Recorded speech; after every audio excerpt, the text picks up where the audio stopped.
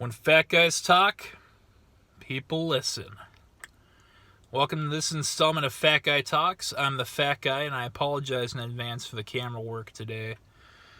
I'm having to use my my right arm as the tripod because apparently I just need to tape that thing and to my dashboard, or else I'm just always gonna forget it in my house. So,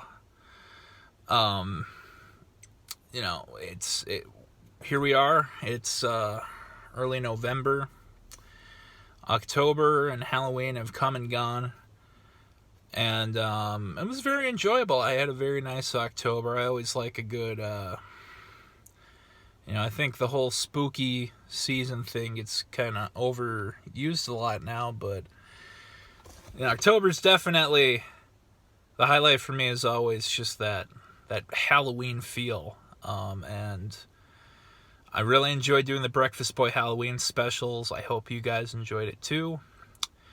I at the end of that last one, I touched a little bit on just the general idea of fear, and it got a little deep, maybe a little deeper than I wanted it to. I didn't want it to come off like, confession hour with the fat guy after he eats a bowl of cereal, but that's why today I kind of wanted to talk about, a little more innocuous side of fears, phobias, all of that stuff. So right off the bat, I'm just going to say I don't have a lot of the common phobias other people do. I've never been afraid of clowns. Spiders, I don't like spiders. I wouldn't say I'm afraid of them.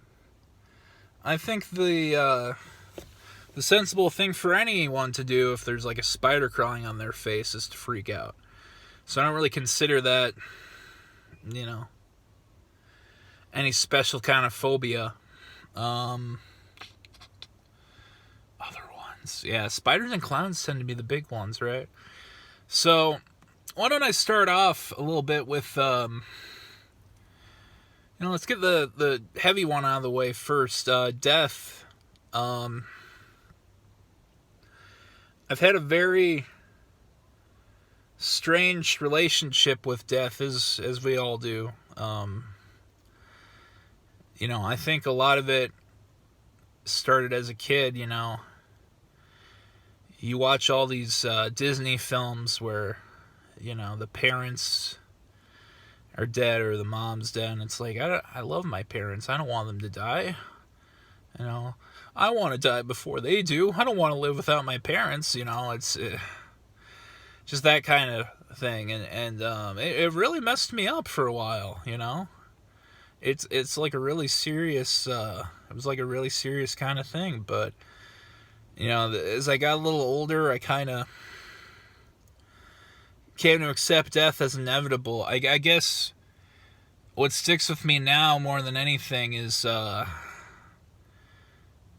more like is not death itself, but the things that kind of come along with it that we sort of take for granted. Like take cemeteries for example. I'm very fascinated and a little afraid of cemeteries. I can tell you right now, I live just down the road from one that I've driven by several times, and it's an amazing sight, but and like the architecture and even the sign, it's Roselawn in Roseville. It's just so fascinating to me, but it's frightening too. I do get a little bit of a chill down my spine when I drive by those, or any cemetery really. And I'm sure a lot of it stemmed from zombie movies. I watched a ton of zombie movies, starting from when I graduated high school, and I've just I've seen a lot of them, man, and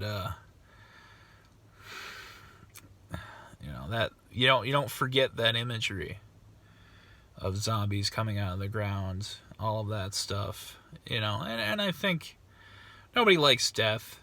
You know, everyone hates funerals. I mean, I think that's just a given. They're very important to, you know, coming to accept death, but doesn't mean you have to like them. You know, it got to the point where I was just thinking about all these, you know, factors of death. And this was mostly in my early 20s, and at one point I was thinking about becoming a mortician, and I'm glad I decided not to, because that sounds like a very dirty job. Somebody has to do it, but it's not going to be me. So I think I've gone on and on about death a lot. Moving on to something, you know, a little more common for me. I am afraid of heights. And I'm sure, you know, I'm like 6'7". You could probably make your own jokes about that, but you know, even when I was a kid, you know, everything's so much bigger as a kid. Like, and I still get the same feeling right now when I'm on the 3rd floor of like the Mall of America and I look down at the 1st floor. Still get the same feeling I do now as when I was a kid. It's just that, whoa, I am way too high above the ground right now, you know? I've actually been,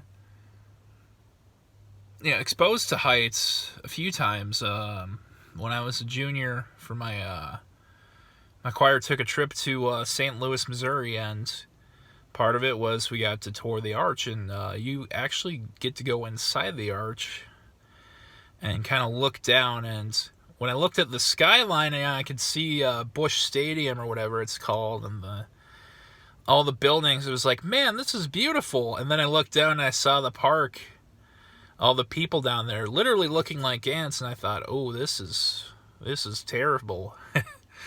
And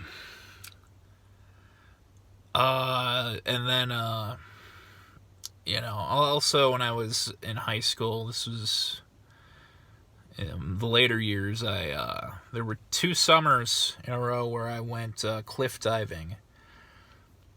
It was at this nature reserve, this quarry in St. Cloud. I actually want to go back sometime. I might make a video about that. Another Fat Guy Travels, just because it's kind of like it's still a symbolic place for me, you know, because every time I feel like I need to make a tough decision on something or take a risk, I always get that same feeling I did when I stood up on the cliff. It's like 50 feet above the water. There's rocks underneath. And it's, you know, it's just that pit, like something could go really bad. You know, something could go really, really bad if I make this leap, you know. And actually the second time I narrowly avoided the rocks, but I actually burst my right eardrum. And so I haven't been diving since. And I still have some problems hearing out of it every now and then. But, you know, I just, I bring up that story a lot, and I think about it a lot because it was just like, you know, it's still something I get that same feeling in my day-to-day life sometimes, like, oh, you know, it's kind of a risk. It's just like when I went cliff diving, only, you know, I might not end up damaging my ear again. And the last thing I wanted to talk about, and this is kind of the more lighthearted child side of being afraid of things. I used to be deathly afraid of ventriloquist dummies. Terrified. Just horrified. I'd like to blame Goosebumps a little bit. You know, Slappy, the living dummy from Night of the Living Dummy. Well, he was on the 90s TV show they made of Goosebumps. He's on all the covers.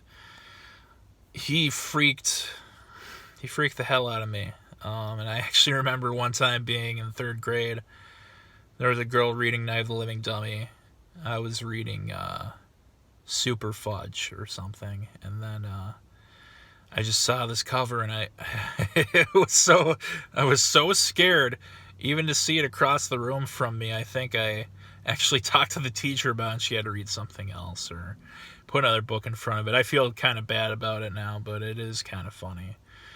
And I actually used to myself have like a Howdy Doody dummy. If I remember right, I kind of paddled around with it for a bit, and then I just kind of got scared of him one day. And I think a lot of it's just the uncanny valley,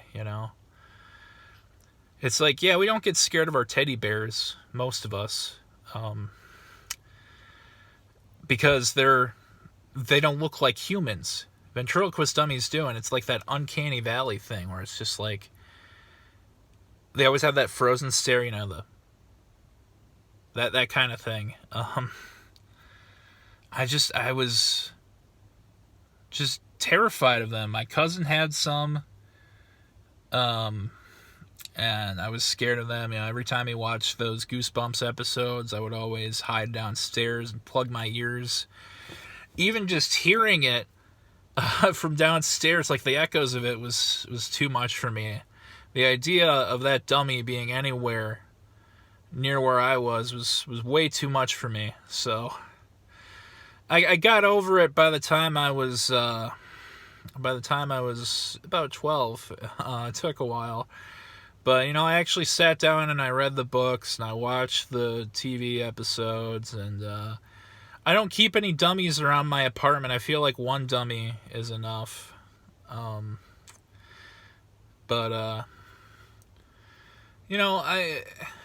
It's still a thing I'm kind of interested in. I've seen some movies. I've seen Dead Silence, before anyone asks. I actually think it's a good movie. It is kind of scary, but I'm not cowering in my bedroom with my ears plugged anymore, or asking people to read a different book now if they're reading a dummy book. So yeah, fears and phobias. That's kind of the topic for today. And I would like to hear what your fears or phobias might be. I think we're all a little different. There's different things we like, different things we dislike, but what we fear can say a lot about us too. It really can, and I think it's a very interesting subject. There's several phobias out there that really fascinate me, like people who are afraid of the number 13. I mean, it's supposed to be an unlucky number, I get that, but just to have that level of terror attached to it is really fascinating to me. So, what are your fears or phobias? Feel free to leave them in the comments. I would really like to hear them. I feel like it's only fair. I opened up to you guys. You guys can open up to me now. But again, thanks for watching.